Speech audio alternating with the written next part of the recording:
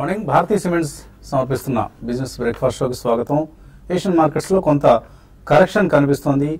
ఈ మంగళవారం ఉదయం లాస్ట్ నైట్ అమెరికన్ మార్కెట్స్ లో ఇదే ధోరణి కనిపించింది. ఇప్పుడు ఏషియన్ మార్కెట్స్ లో కూడా ఒక ప్రాఫిట్ టేకింగ్ అనుకోవచ్చు, లేదా ఒక కరెక్షన్ సంబంధించిన ట్రేడింగ్ సెషన్ కొనసాగుతోంది. ఆల్ ఏషియన్ ఇండిసెస్ లో నష్టాలు కనిపిస్తున్నాయి. ఎస్ఎక్స్ నిఫ్టీ కూడా ఒక గ్యాప్ డౌన్ ఓపెనింగ్ సూచిస్తోంది. 60 పాయింట్ల నష్టంతో 7724 దగ్గర. సో మళ్ళీ 7700 లెవెల్ ను టెస్ట్ చేసే దిశగా నిఫ్టీ ప్రయాణిస్తుంది అనుకోవచ్చు. ప్రధాన కారణం మళ్ళీ క్రూడ్ ప్రైసెస్ నిన్న మొన్న కలిపి మోర్ దాన్ 5% కరెక్ట్ అయ్యాయి.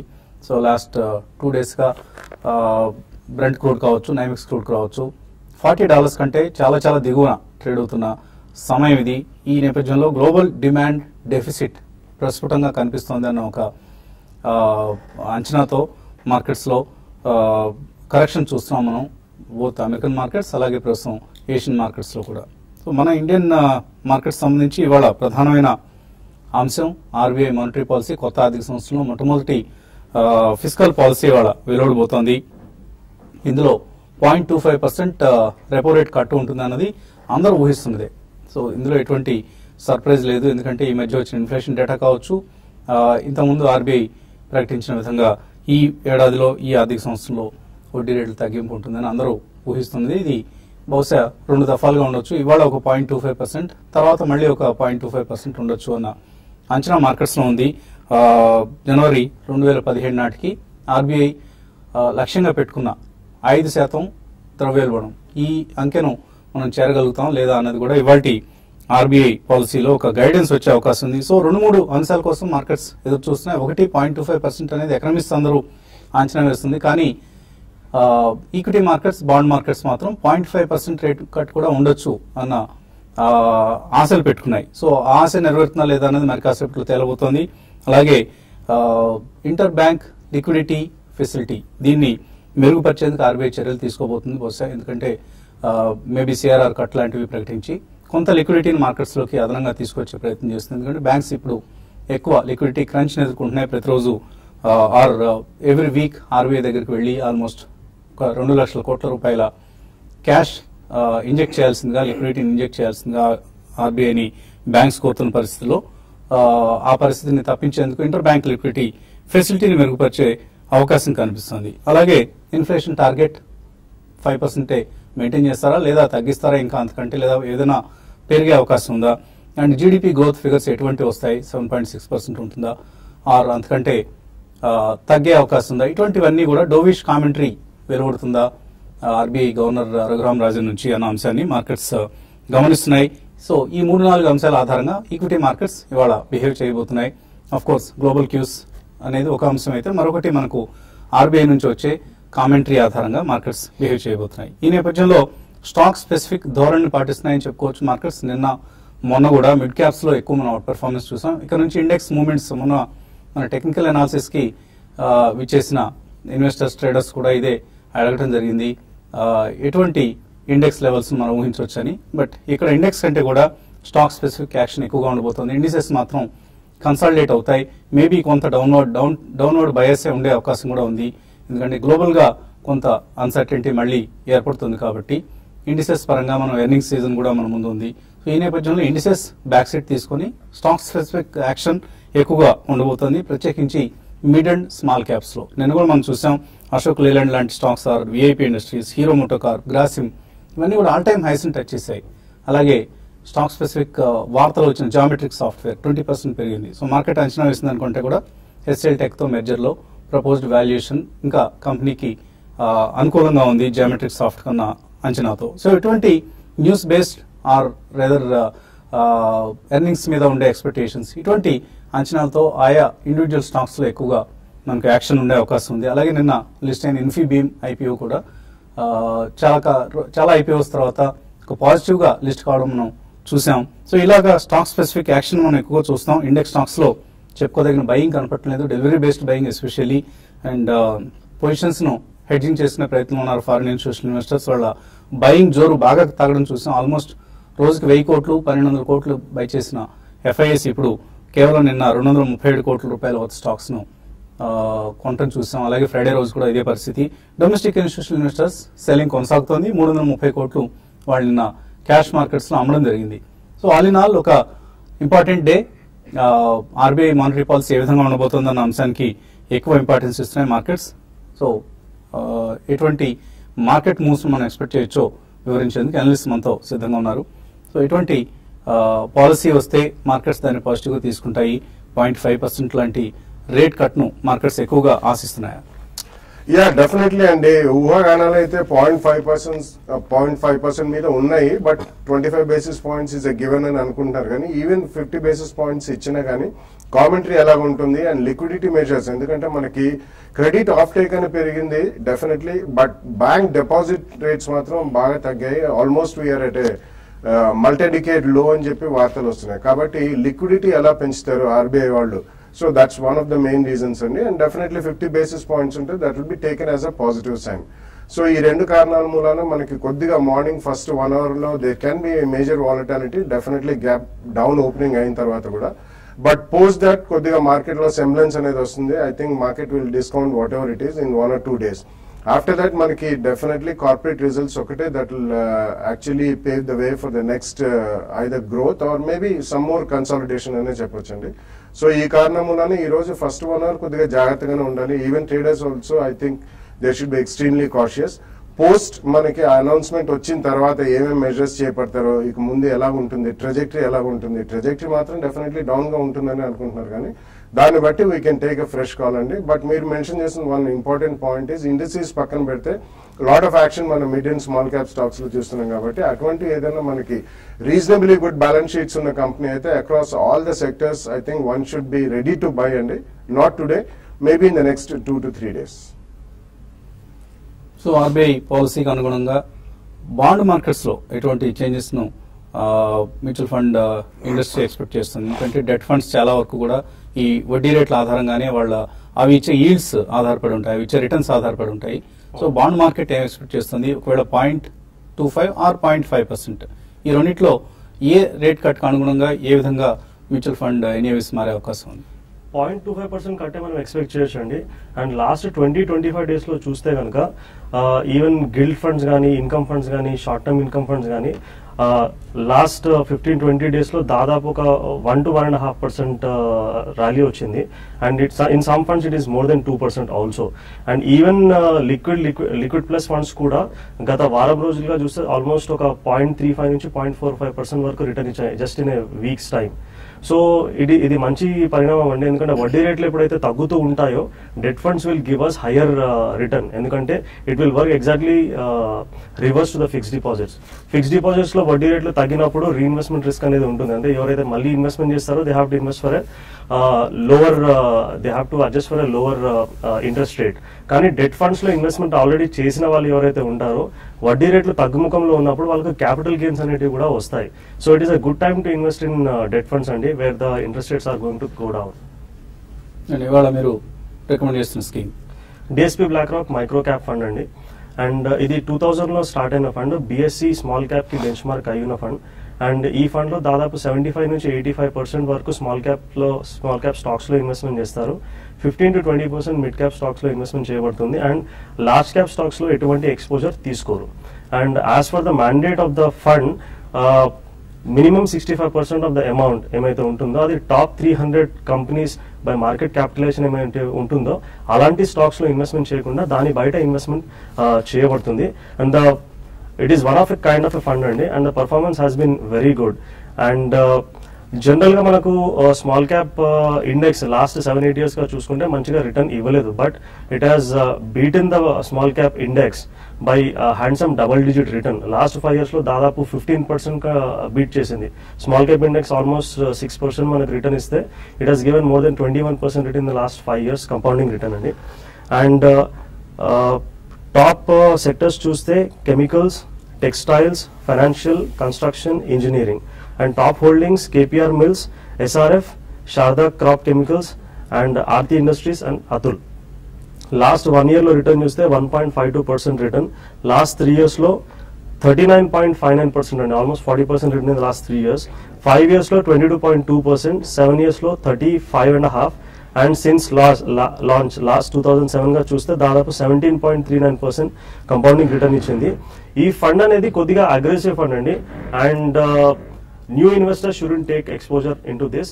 ఎవరైతే కొద్దిగా అగ్రెసివ్ గా ఇన్వెస్ట్మెంట్ చేయాలనుకుంటారో probably they can have 5 to 10% exposure in their portfolio.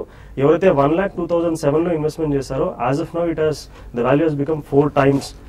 ఇప్పుడు దాదాపు 4,10,000 రూపాయలు దాని వాల్యూ ఉందండి.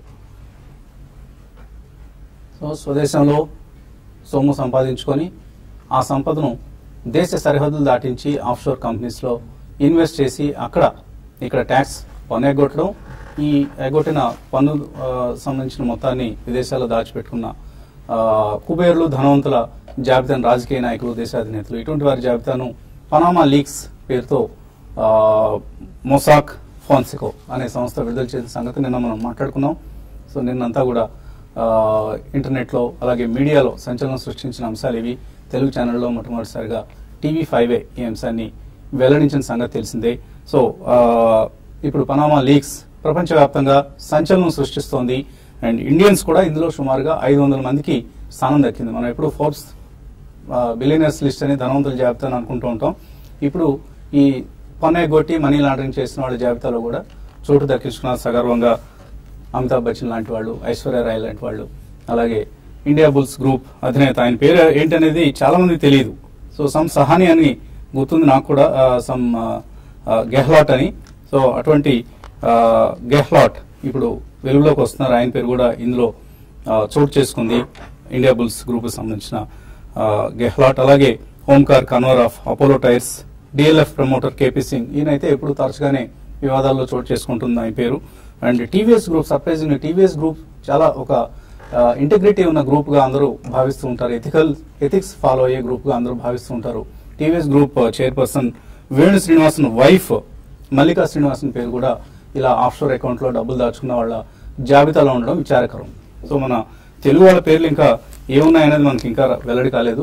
వాళ్ళు కూడా ఎవరైనా ఉంటే మనం కూడా గర్విద్దాం. నల్ల ధనాన్ని దేశ సరిహద్దులు దాటించిన వారి జాబితాలో మన వాళ్ళు కూడా ఉన్నారని సంకలు గుద్దుకుందాం. కాలర్స్ లైన్ లో ఉన్నారు. మొదటి కాలర్ తాడేపల్లిగూడెం నుంచి Shyam. Hello,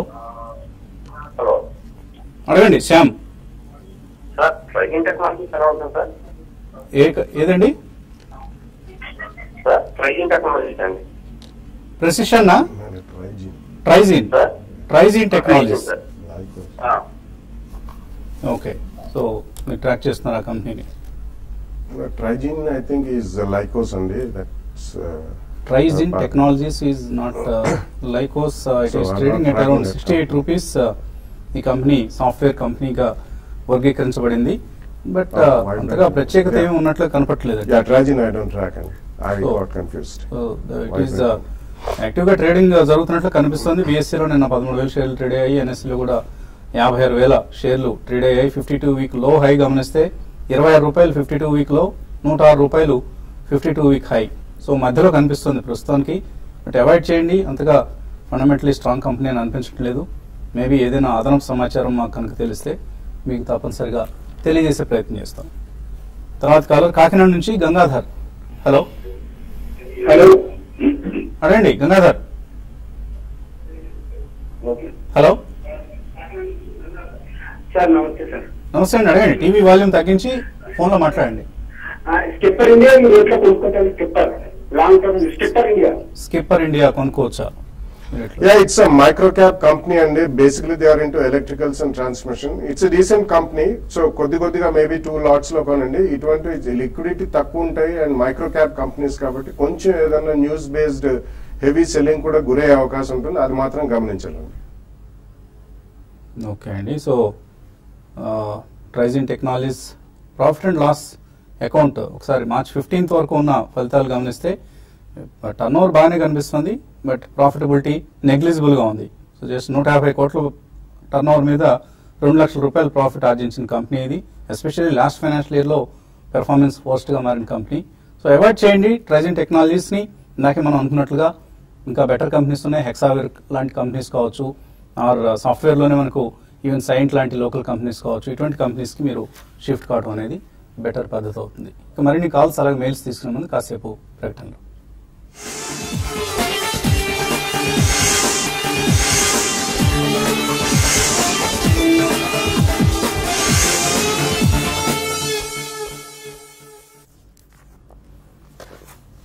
so Panama leaks ప్రపంచవ్యాప్తంగా ఉన్న సంపన్నులు వాళ్ళ దేశాల్లో పన్నును ఎగ్గొట్టి అవాయిడ్ చేసి ఏ విధంగా విదేశాల్లో డబ్బు దాచుకున్నారో ఏం చేసుకుంటారు ఈ డబ్బు అంతా? ఆల్రెడీ 10 కోట్లో 100 కోట్లో ఉంటుంది. 100 కోట్ల తర్వాత ఏం చేసుకుంటారు డబ్బు అనేది మన అందరినీ సామాన్యుల్ని ఎస్పెషల్లీ తొలిచివేసే ప్రశ్న. కానీ ధనవంతులకు మాత్రం వాళ్ళ దాహం తీరదు. ఎంత డబ్బుని వాళ్ళు బ్యాంక్ అకౌంట్లో దాచుకోగలిగితే, అది కూడా మన దేశంలో ఉన్న బ్యాంక్ అకౌంట్స్ కాదు, ఎక్కడో స్విస్ బ్యాంక్లోనో లేదా ఇతర ఆఫ్షోర్ అకౌంట్స్ ఏ దేశాల్లో అయితే బ్రిటిష్ వర్జిన్ ఐలాండ్స్ లాంటి కంట్రీస్లో అక్కడ దాచుకొని ఆ డబ్బు మా దగ్గర ఉంది అని తృప్తి పడుతూ చివరికి ఇక్కడున్న రూపాయలతోనే వాళ్ళు ప్రాణాలు పోతాయి. సో అటువంటి పరిస్థితిని వాళ్ళు ఎంజాయ్ చేస్తారనుకుంటాను. బహుశా ఈ ధనికుల జాబితాలో చోటు చేసుకున్న భారతీయుల్లో 500 మంది సుమారుగా ఉన్నారు. అమితాబ్ బచ్చన్ లాంటి వాళ్ళు, ఐశ్వర్య రాయ్ లాంటి వాళ్ళు, Sameer Gehlot India bulls group అధినేత లాంటి వాళ్ళు, డిఎల్ఎఫ్ గ్రూప్ కేపీ సింగ్ లాంటి వాళ్ళు, ఇలా ఒక లిస్ట్ ఒక 500 మంది ఇండియన్స్ కూడా ఈ జాబితాలో చోటు సంపాదించుకొని మన భారతదేశ ఘనతని ప్రపంచవ్యాప్తంగా చాటుతున్నారు. కాలర్స్ లైన్ లో ఉన్నారు. బెంగళూరు నుంచి శివయ్య. హలో హలో సార్, నమస్కారం సార్. నా పేరు శివయ్య ఫ్రమ్ బెంగళూరు నుంచి. నమస్తే అండి, అడగండి. సార్ నేను ఇప్పుడు మ్యూచువల్ ఫండ్స్ లో యాక్చువల్ ఇన్వెస్ట్మెంట్ చేయాలనుకుంటాను. సిప్ పద్ధతిలో మంత్లీ 3000. ఓకే సార్ నాకు ఏదైనా మంచి ఫండ్ సజెస్ట్ చేయగలరా? అట్లా నేను యాక్చువల్ గా ఫిక్స్డ్ శాలరీ నేను మంత్లీ ఒక 25,000 తీసుకుంటున్నాను, 25,000 to 30,000.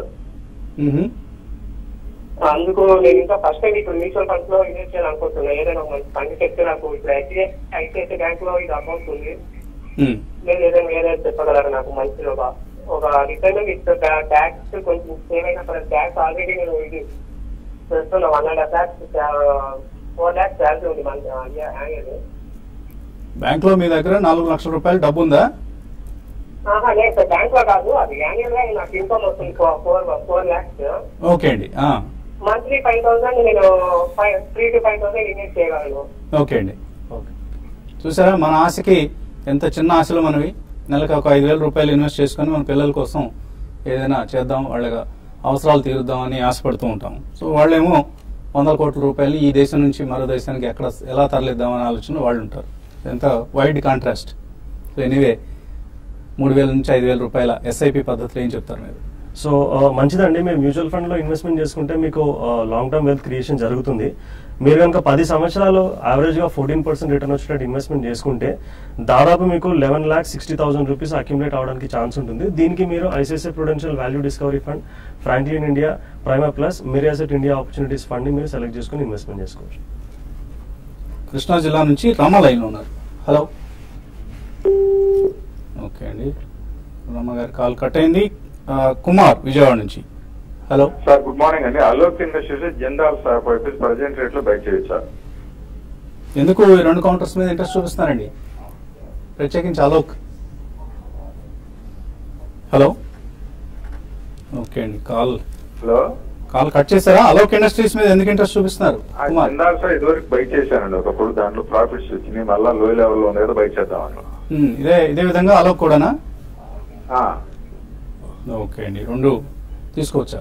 అంటే 2 వద్దని చెప్తానండి. ఇంతకుముందు జిందాల్ గ్రూప్ కి ఇప్పటికీ చాలా మార్పులు వచ్చాయంటే, మీరు దాంతో పాటు ఓవరాల్ కమాడిటీ సైకిల్ కానీ ఇవన్నీ చూసుకుంటే బాగా స్లో డౌన్ ఉన్నాయి. కాబట్టి జిందాల్ సాని మీరు అవాయిడ్ చేయమని చెప్తాను. అలోక్ ఈవెన్ మీకు టెక్స్టైల్ లో కావాలంటే చాలా కంపెనీస్ ఉన్నాయి, అలోక్ కన్నా బెటర్ పర్ఫార్మ్ చేసే కంపెనీస్ ఉన్నాయి. అటువంటి వాటిలో లైక్ అరవింద్ ఒకటి, ఇటువంటి వాటిలో మీరు లాంగ్ టర్మ్ కోసం ఇన్వెస్ట్ చేసుకోండి. అలోక్ అయితే అవాయిడ్ చేయమని చెప్తానండి.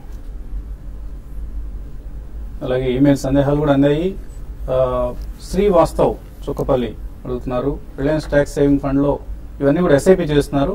Reliance tax saving fund, Birla Sun Life Frontline, Franklin high growth, Franklin Prima Plus, Reliance small cap fund continue చేయొచ్చా? రిలయన్స్ ట్యాక్స్ సేవర్ ఒకటండి, అది బంపీ రిటర్న్స్ ఇస్తుంది జనరల్ గా రిలయన్స్ ట్యాక్స్ సేవర్. అండ్ ఎక్కువగా mid cap and small cap exposure కి ఎక్కువగా ఉంటుంది. So దాని బదులు మీరు యాక్సిస్ లాంగ్ టర్మ్ ఈక్విటీకి యూ క్యాన్ స్విచ్ ఓవర్ అండి. లాస్ట్ 1 year లో చూస్తే దాదాపు 12% నెగటివ్ రిటర్న్ ఇచ్చింది Reliance tax saver fund. So అంతకుముందు it was the top performer in the category. కాకపోతే ఇలాంటి బంపీ రైట్స్ కాకుండా కన్సిస్టెంట్ రిటర్న్స్ వచ్చిన ఫండ్స్ లో ఇన్వెస్ట్మెంట్ చేసుకుంటే మంచిది. దానికి యాక్సిస్ లాంగ్ టర్మ్ ఈక్విటీకి మీరు మారొచ్చు. మిగతా ఫండ్స్ అన్ని కూడా మీరు కంటిన్యూ చేసుకోవచ్చు అండి. జే శ్రీనివాస్ మ్యూచువల్ ఫండ్స్ లో 1 April 2016 నుంచి ఇన్వెస్ట్ చేస్తున్నారు. SBI pharma fund regular plan, ICICI Prudential value discovery, Reliance small cap fund, Franklin India smaller companies fund, అలాగే DSP BlackRock mid cap fund. Each fund లో 2,000 రూపాయలు చేస్తున్నారు, చేయొచ్చు. ఈవెన్ మిగతా continue చేసుకోవచ్చు అండి. ఎస్బీఐ ఫార్మా ఫండ్ ఏమైతే ఉందో సెక్టోరల్ ఫండ్ లో ఎవరైతే అగ్రెసివ్ ఇన్వెస్టర్స్ ఉంటారో and entry and exit time చేయగలుగుతారో అలాంటి వాళ్ళు ఇన్వెస్ట్మెంట్ చేసుకుంటే మంచిది. Otherwise you can invest in plain diversified funds. If you are risky investor and aggressive investor then only get in to sectoral funds. Otherwise మిగతా funds అన్ని కూడా continue చేసుకోవచ్చు. Mahalakshmi long term కోసం ఐటీ స్టాక్స్ లో ఇన్వెస్ట్ చేద్దాం అనుకుంటున్నారు. టాటా ఎల్ఎక్సీ రికమెండ్ చేస్తారా మీరు? యా డెఫినెట్లీ అండి, ఇట్స్ ఎ గుడ్ చాయిస్ అండి. You can go ahead and invest. Tata Elxsi కొద్దిగా నీష్ టెక్నాలజీస్ లో ఉంది అండ్ ఇంటర్నెట్ ఆఫ్ థింగ్స్ లో కూడా వాళ్ళు చాలా వైడ్ స్ప్రెడ్ బిజినెస్ చేయబోతున్నారు. సో 2-3 ప్రైస్ పాయింట్స్ లో తప్పకుండా కొనుక్కోండి. ఇంకా ఏమైనా ఐటీ స్టాక్స్ రికమెండ్ చేస్తారా? Yeah probably NIT technologies, Zensar technologies, persistent systems ఇవన్నీ కూడా మంచి కంపెనీలు అండి. ఇవన్నీ mid cap to small cap companies, వీటికి మంచి గ్రోత్ ఉంది. హెక్సావేర్ ఎందుకు తగ్గుతోంది? శ్రీకర్ గౌడ్ ఏదైనా స్పెసిఫిక్ రీజన్స్ ఉన్నాయా? హెక్సావేర్ అంటే వాళ్ళ ప్రమోటర్స్ దగ్గర ఒక 20% స్టేక్ అమ్ముకుంటారు అనే ఒక మనకి న్యూస్ నేను రావడం చూసామండి. దానివల్ల ఏంటంటే నిన్న కరెక్ట్ అయింది, ఇంకా ఫర్దర్ కూడా ఫ్యూచర్ లో తగ్గించుకునే అవకాశం ఉందనే న్యూస్ కూడా రావడం జరిగింది. అందుకే ఈ స్టాక్ కరెక్ట్ అయిందండి. ఓకే, సో రవి చెప్తున్నారు మొసాక్ ఫోన్సెకా అనే సంస్థ రిలీజ్ చేసినట్లుగా చెప్తున్నారు మీ పనామా లీక్స్ పేపర్స్ ని. అది మొసాక్ ఫోన్సెకా కాదు, ఐసిఐజే. బట్ ఐసిఐజేకి ఈ పేపర్స్ అన్ని ఇచ్చింది మొసాక్ ఫోన్సెకా అండి. సో ఐసిఐజే అనేది ఒక జర్నలిస్ట్ సంబంధించిన ఒక ఫోరం లాంటిది. సో వాళ్ళు ఇన్వెస్టిగేట్ చేశారు, but they were deputed by mosaic Fonseca అనే ఒక సంస్థ. సో ఈ అంశాన్ని గమనించండి. మనం ఇస్తున్న దానిలో ఎటువంటి అసత్యం లేదు.